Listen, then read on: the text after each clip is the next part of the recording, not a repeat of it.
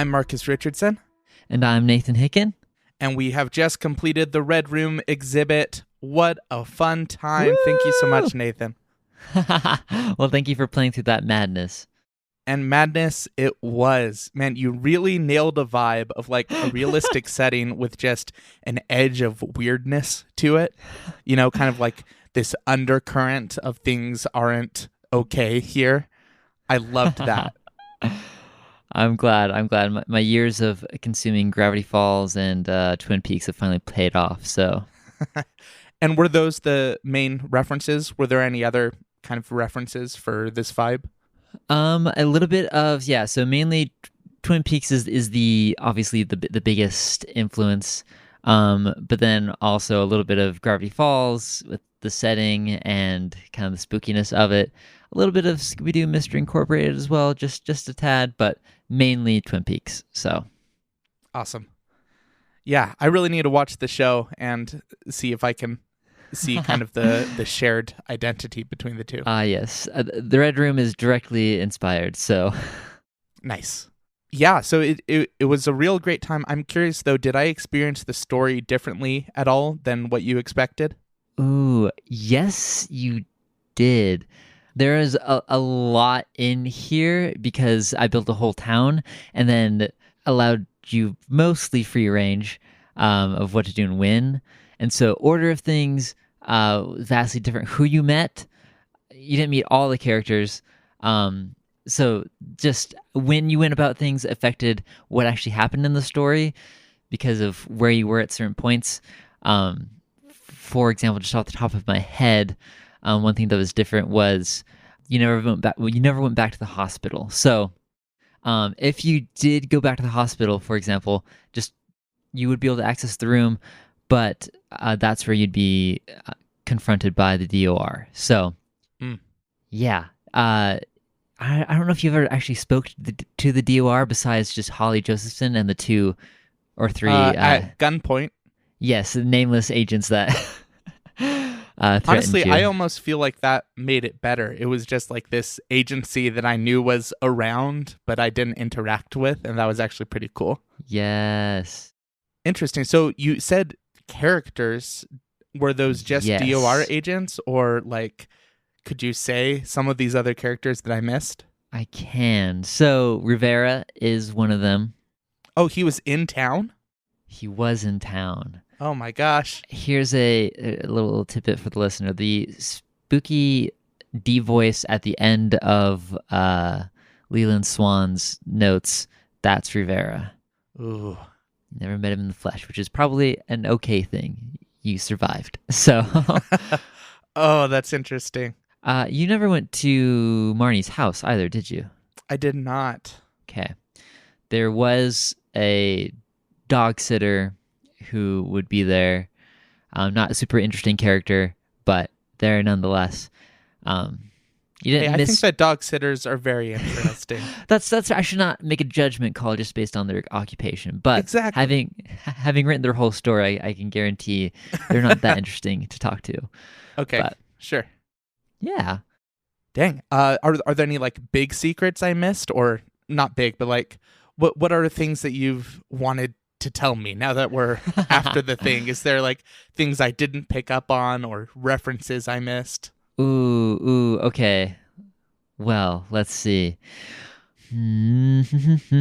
Okay. Oh gosh, there's just so much, and some things I'm like, I still probably won't get to keep that close to my chest. Some things about obviously Ducky. Yes, I was gonna say, can we expect to see more of Ducky?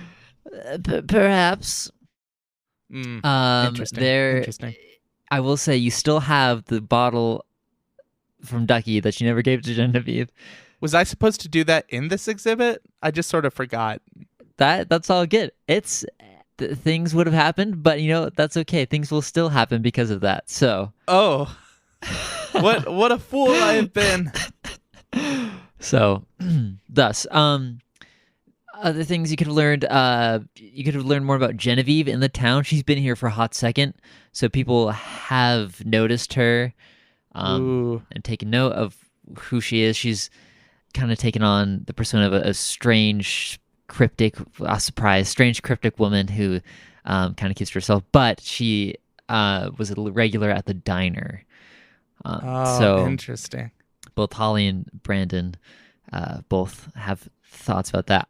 I'll briefly say, since you just mentioned Genevieve, I loved interacting with her as a character, and I always have the hardest time knowing how to do it because I feel like as a character, I should feel betrayed and bitter towards her. But as a person, I just think that she's a rad character and fun to interact with. I'm glad you enjoy interacting with her because I love it too. I think that's the kind of character I love. One that like shows up, knows more, isn't telling everything, has her kind of own agenda. That's one of my favorite things. I mean, I've done it a couple times now. Yeah, but, clearly we have a couple of those. But Genevieve's arc is coming to an end in the next exhibit. So I will be foreboding. Yes, I'll be very intrigued to see how you deal with what's coming up.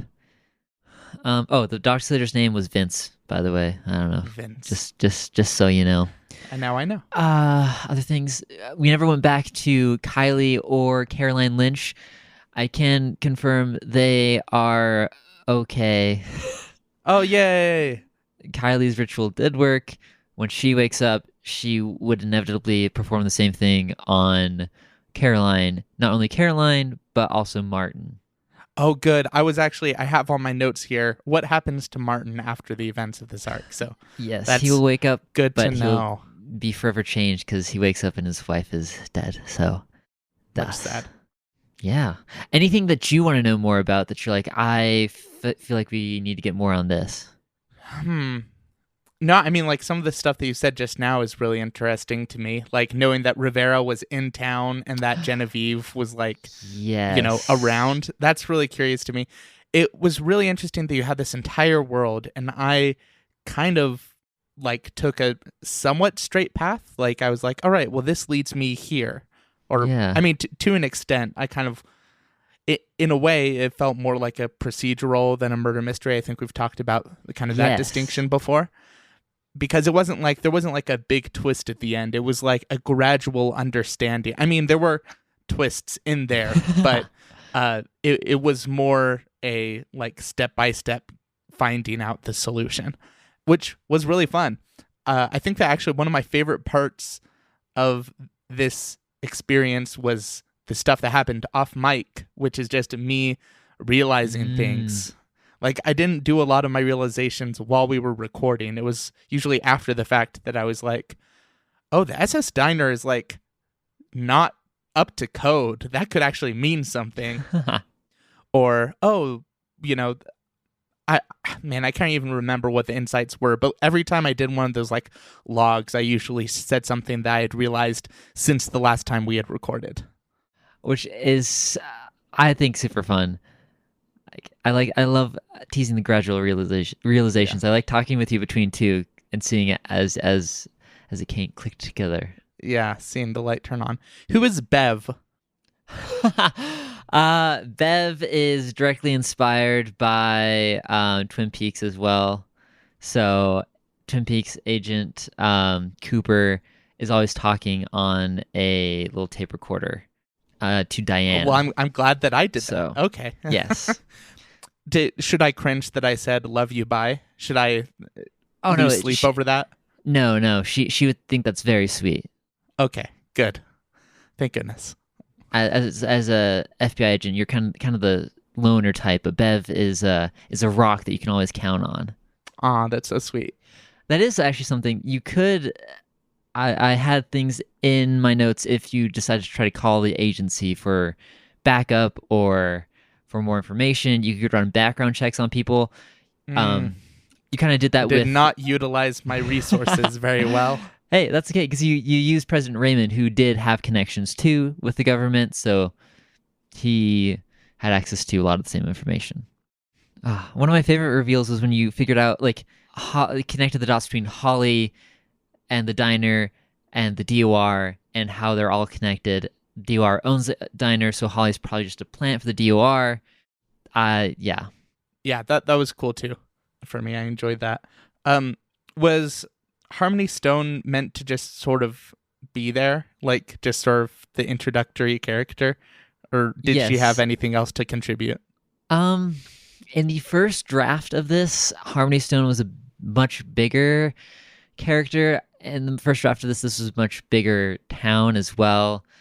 I I initially had a whole secret society in the town that was trying to protect the secret of the sarcophagus where it's located. The new where it's located. They were charged as the guardians of it. Oh my gosh. And they had special tattoos and everything. So Harmony was going to be part of that. The librarian was, but playtesting it, I was like, it's too much, too messy, too many strings to follow, too many red herrings. So I did cut that out eventually. Not that I will never return to spooky cults full of librarians and sheriffs, but You make no promises. yes. So I kept her in just as a fun character and a local resource too. Yeah. No, that was awesome. I wonder if I'd be interested to talk to our listeners about. I feel like this was an easier story to follow just because, I don't know, there was like a lot of mysteries, but I was able to kind of like tackle them one at a time in a way. Yes. Like figuring out, okay, there's something in the mines. Okay, Marnie was doing this in her last moments. Like, and that kind of gave it a real feeling of like being the main character in an arc. I mean, with a climax or some action near the end as well, was super exciting. A lot of fun. Yeah. I think what makes this one different than, say, Gala or Portrayal or even Moonshine was in those where you explore to find more information. In this one, you kind of had a question and then you decide where to go based on what you wanted to find out. Right. Instead of just being like, well, I guess I have to hold on to this question until something comes up. It's like, Yeah. no, I want to learn more about this thing. So Yeah. that was cool. One other thing before I forget, the callbacks to the original Moonshine gang. Obviously, we have President Raymond and the Captain Edgeware. President Raymond, you can actually interact with President of the University now. I don't know if this came across in the episodes or not, but Grace Quinn and Madame Christie both succumbed to Marikari's curse. Right. So, Yes, that was, I think, implied. So that does make sense. So that would have happened when you took the amulet in the Moonshine exhibit. Oh. There was a burning sensation in your hand. That was the curse setting in. Oh, I see. Oh, that's really interesting. So I doomed a character to death. Yeah, but that's okay. Oh man, really cool though. Yeah. Wow. Well, thank you so much for putting this together. Thanks for making me look up what a Crocodile Dundee hat is. I feel like I learned so much. Thanks for bearing with me through 7 episodes. So, I mean, hey, it was fun all the way. So, what is next for the Nathan arc for All right. Genevieve? the next one, I don't have a title for it. I do have a setting. I will tell you this. You will wake up on a beach. And it's very exciting. But Yes, finally, be- an exotic, a fun place to be. we will have, obviously, you're following Genevieve, so Genevieve will be there. There will be one other character present from Ephemera that we've released. So, not necessary. Ooh. You'll get background on who they are and whatnot, but some may recognize the character. Super exciting. And some, I know, have already guessed what this final exhibit is. I've been talking to some people, seen it in the Discord. Some people have guessed where this is going. So, Am I one of them? Did I guess it? I have heard you mention this in passing. So, Okay, good. Good. I'm excited. Yes. Just answer me this. Is it a beach on a lake? ooh, no. No. Okay, so maybe it's not in Michigan. It is That was- not. That was my shot in the dark, is that it would take place But- in Michigan. You're not you're not thinking along the wrong tracks. Okay. Awesome. Thus, yeah. Do you have a teaser as to what the next exhibit for your arc will be? Yours is coming up next, so. It is. I guess just some things to imagine in your head, to picture. A gallery hall where the portraits are in a stack on the floor, and there are rafters uncovered on the ceiling, and your pocket Watson is glued open. Oh, what? You can't close Pocket Watson. There are consequences for your action. That's right. I'm on probation. Oh no. I'm excited. It'll be, as always, different than anything we've done before. Classic us. Classic us. The thing to expect is the unexpected. That's what I say. Exactly. Well, thanks, friend. Any last words before we sign off? Any last words? I don't know. I'm just excited to show people Moonshine, the town proper. So had this idea brewing ever since the first Moonshine exhibit. So yeah, it's been really fun. Oh yeah, I think at some point you said that the first Moonshine exhibit was going to be a 2-parter. That was part in an airship and part in town. It was. Wow. I decided to move that second half to this. So this has been over a year. Good thing too, because that might have been like a 10-part to a 15-part episode. Yes. Or arc. Yeah. Awesome. Well, hey, it's been a pleasure, and we'll be back soon. See you guys next time. Bye.